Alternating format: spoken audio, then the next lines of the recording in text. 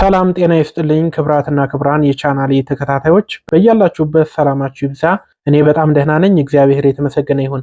እንግዲህ በዛሬው ፕሮግራም አሪፍ የሆነ መረጃ ይዤላችሁ ቀርቤያለሁ። በኦንላይን ገንዘብ ልትሰሩ የምትችሉባቸውን 5 የተረጋገጡ መንገዶችን በዛሬው ፕሮግራም እጠቁማችኋለሁ ማለት ነው። እነዚህ 5 መንገዶች ፌክ የሆኑ ማስታወቂያዎችን እያያችሁ ለምትወዛገቡ ሰዎች እናንተን የሚያረጋጉና ትክክለኛው ገንዘብ የምናገኝበት መንገድ የትኛው ነው ብላችሁ ለጠየቃችሁኝ ለእናንተ መልስ የሚሆን ነው ማለት ነው። ምክንያቱም ብዙ ሰዎች በቀን ይህን ያህል ሰራን፣ 100-500 ዶላር ሰራን እያሉ በጣም ብዙ ፌክ የሆኑ ማስታወቂያዎችን ሲሰሩ ስለማይ በዛሬው ፕሮግራም እውነተኝነት ያላቸውና የተረጋገጡ ብዙ ሰዎችም እየሰሩባቸው ያሉ 5 መንገዶችን ይዤላችሁ ቀርቤያለሁ። እናንተ ከ5ቱ አንዱ ወይም ሁለቱ ከኔ ጋር ይሄዳል ወይም እኔ መስራት እችላለሁ፣ ይህን የመስራት ብቃት አለኝ ብላችሁ የምታስቡት ካለ መርጣችሁ ስለዛ በደንብ ጥናት አድርጋችሁ መጀመር ትችላላችሁ። አሁን ቀጥታ ወደ መረጃዎቹ ልውሰዳችሁ። ቪዲዮውን ሁላችሁም ላይክ እያደረጋችሁ ድጋፋችሁን አሳዩኝ። አዳዲስ ከሆናችሁ ደግሞ ሰብስክራይብ በማድረግ ተቀላቀሉ። ወደፊት በጣም ብዙ መረጃዎችን የምሰጣችሁ ይሆናል። አብራችሁን ቆዩ። እሺ፣ በመጀመሪያ በኦንላይን ገንዘብ ልትሰሩ የምትችሉበት መንገድ ፍሪላንሲንግ ይባላል። ብዙዎቻችሁ ሰምታችሁ ሊሆን ይችላል። ነገር ግን እኔ ዛሬ ግልጽ አድርጌ በደንብ እነግራችኋለሁ ማለት ነው። ፍሪላንሲንግ ማለት የግል ስራችሁን የምትሰሩበት ማለት ነው። ምሳሌ ላሳያችሁ። አንድ የቧንቧ ሰራተኛ ሊሆን ይችላል፣ ፀጉር አስተካካይ ሊሆን ይችላል፣ ቀለም ቀቢ ሊሆን ይችላል። ማንኛውንም የሚሰራ ባለሙያ እንደሚሰራው ሁሉ እናንተ ደግሞ ያላችሁን ሙያ ተጠቅማችሁ መጻፍ ሊሆን ይችላል፣ መተርጎም ሊሆን ይችላል፣ የሶሻል ሚዲያ ገጾችን ማስተዳደር ሊሆን ይችላል። እነዚህን ተጠቅማችሁ በኦንላይን ገንዘብ የምታገኙበት መንገድ ፍሪላንሲንግ ይባላል። ፍሪላንሲንግ ላይ በስልክ ልትሰሯቸው የምትችሏቸውን 3 መንገዶችን እነግራችኋለሁ። የመጀመሪያው በቀላሉ ልትሰሩት የምትችሉት መተርጎም ነው። ለምሳሌ አንድ አሜሪካ ያለ ድርጅት የፌስቡክ ገጹን ለአማርኛ ተናጋሪዎች ማድረስ ፈለገን እንበል። ይህ ማለት የአማርኛ ጽሑፍ ያስፈልገዋል ማለት ነው። እናንተ ደግሞ ጥሩ እንግሊዘኛና አማርኛ መናገር የምትችሉ ከሆነ ያንን እንግሊዘኛ ወደ አማርኛ በጥሩ ሁኔታ ተርጉማችሁ ለሰውየው ትልኩለታላችሁ ማለት ነው።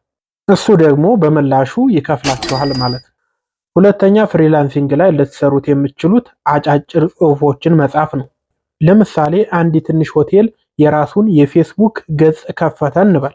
ያም የሆቴል ባለቤት ታዲያ ስለ ሆቴሉ የሚገልጽ አጫጭር ጽሑፎችን ፖስት ማድረግ ይፈልጋል። ታዲያ እናንተ ስለ ሆቴሉ አገልግሎት የሚገልጹ አጫጭርና ማራኪ ጽሑፎችን እየጻፋችሁ ትልኩለታላችሁ። ወይም ደግሞ አካውንቱን ከሰጣችሁ እናንተ ራሳችሁ ፖስት ማድረግ ይኖርባችኋል። በዚህ መንገድ እነሱ ይከፍሏችኋል ማለት ነው። ሌላው ደግሞ የሶሻል ሚዲያ እገዛ ነው። አንድ የትንሽ ቡቲክ ወይም የልብስ መሸጫ የፌስቡክ እና የኢንስታግራም ገጽ ከፈተ እንበል። እናንተ ደግሞ በየቀኑ አዳዲስ ልብሶችን ፎቶ እያነሳችሁ ፖስት ታደርጉለታላችሁ። ደንበኞቹ ኮሜንት ላይ ጥያቄ ሲጠይቁ መልስ መስጠት ወዘተ፣ እነዚህን ስራዎችን ትሰራላችሁ ማለት ነው። ታዲያ እነዚህን ስራዎች የት ነው የምናገኘው ልትሉ ትችላላችሁ። እነዚህን ስራዎች የምታገኙባቸውን ድረገጾች ላሳያችሁ። ከዚህ ስክሪኑ ላይ የምትመለከቷቸው ድረገጾች እነዚህን ስራዎች የሚሰጧችሁ ናቸው። እነዚህ ድረገጾች ልክ እንደ ስራ ገበያ በሏቸው።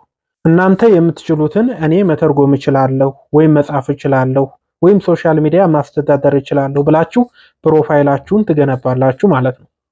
ስራ የሚፈልግ ሰው ደግሞ እዛ ላይ ገብቶ ለምሳሌ ተርጓሚ ይፈልጋለሁ ብሎ ማስታወቂያ ያወጣል።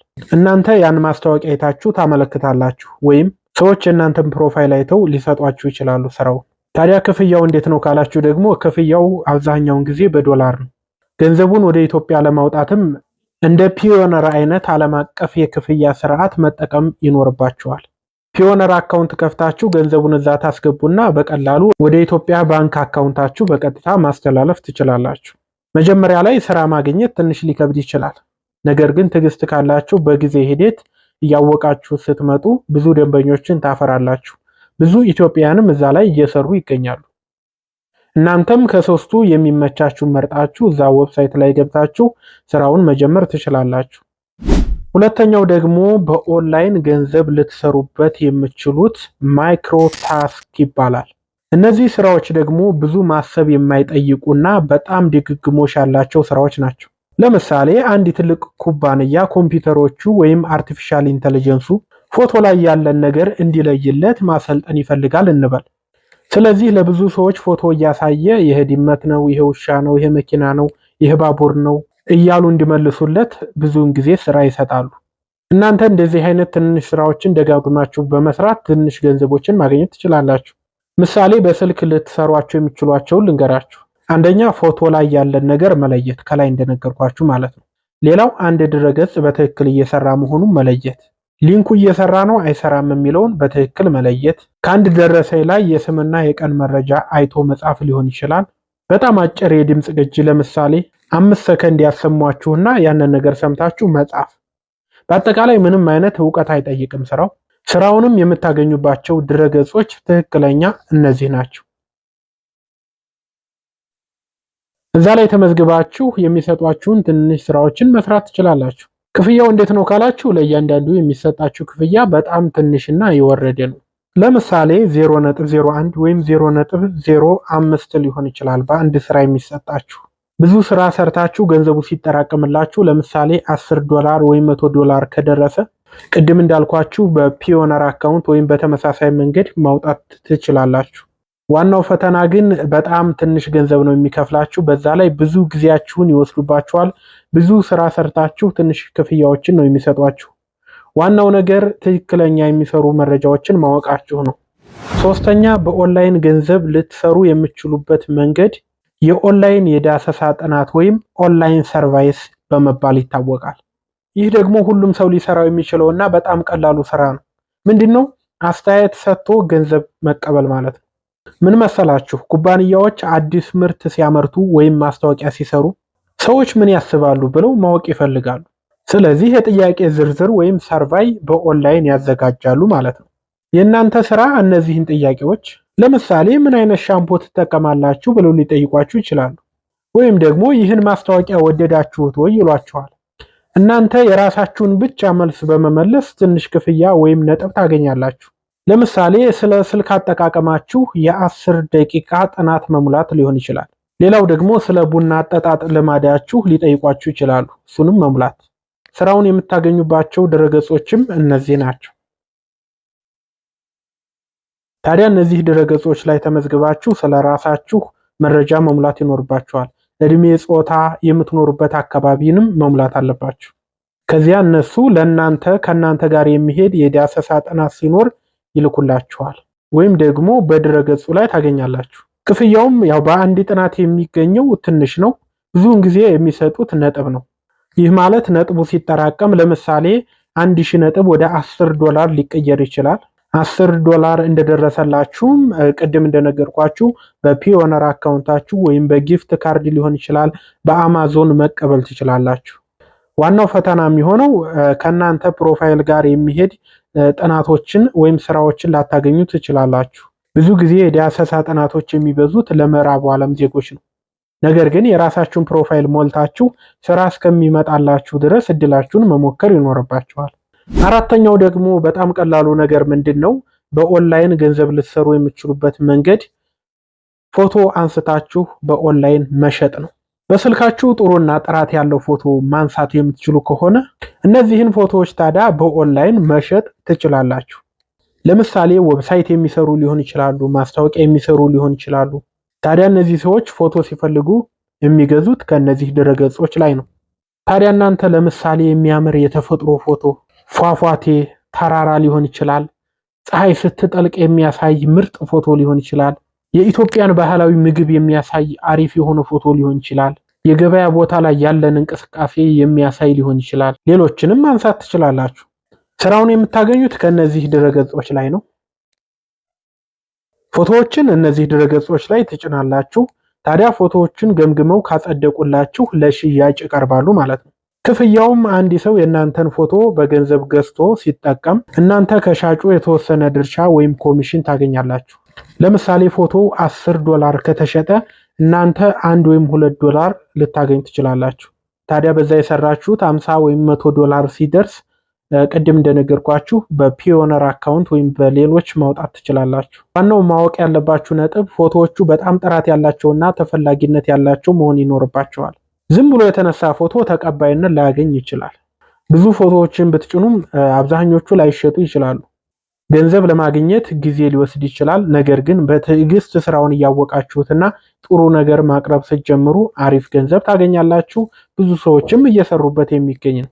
አምስተኛውና በኦንላይን ገንዘብ ልታገኙበት የምትችሉት መንገድ አፍሌት ማርኬቲንግ በመባል ይታወቃል። ይህ ደግሞ የሌሎችን ምርት አገናኝቶ ኮሚሽን ማግኘት ማለት ነው። ልክ እንደ ደላላ ነው። እናንተ የሌላ ድርጅትን ምርት ለምሳሌ ጫማ ሊሆን ይችላል፣ ኤሌክትሮኒክ ሊሆን ይችላል፣ የኦንላይን ኮርስ ሊሆን ይችላል።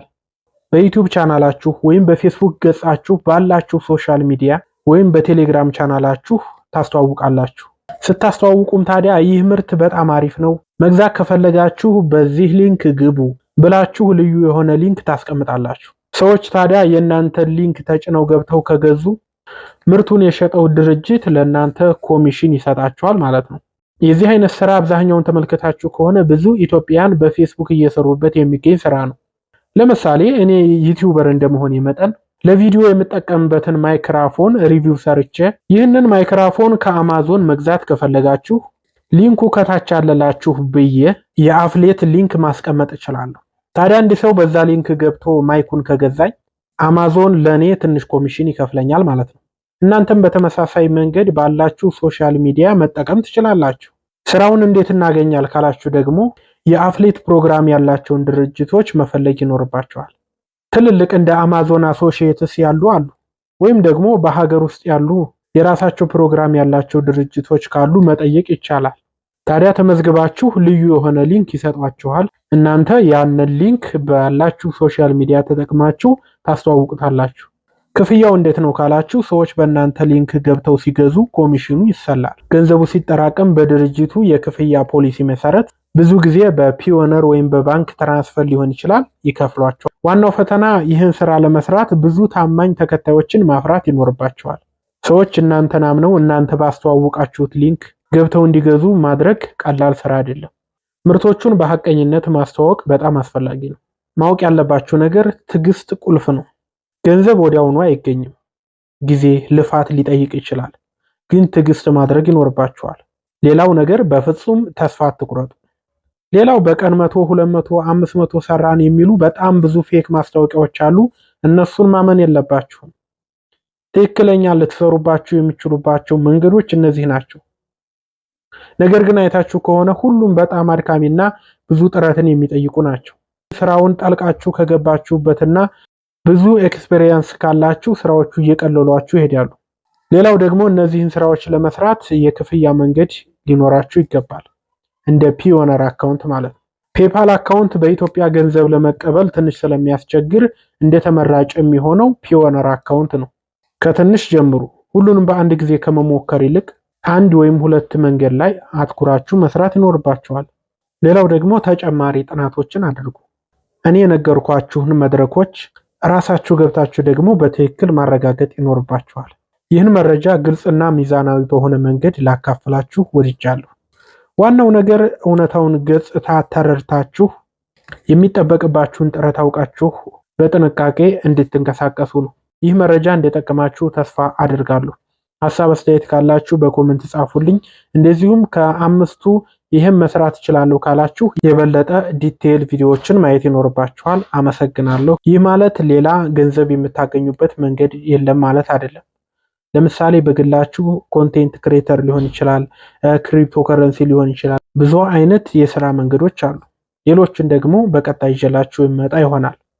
ዋናው ነገር በፌክ ማስታወቂያዎች ራሳችሁን አታጨናንቁ ለማለት ነው። አመሰግናለሁ ጓደኞቼ። በቀጣይ ቪዲዮ እስከማገኝ ሰላማችሁ ብዛ። ሀሳብ አስተያየታችሁን በኮሜንት ጻፉልኝ። እስከዛው ጊዜ ግን መልካም ጊዜ ይሁንላችሁ።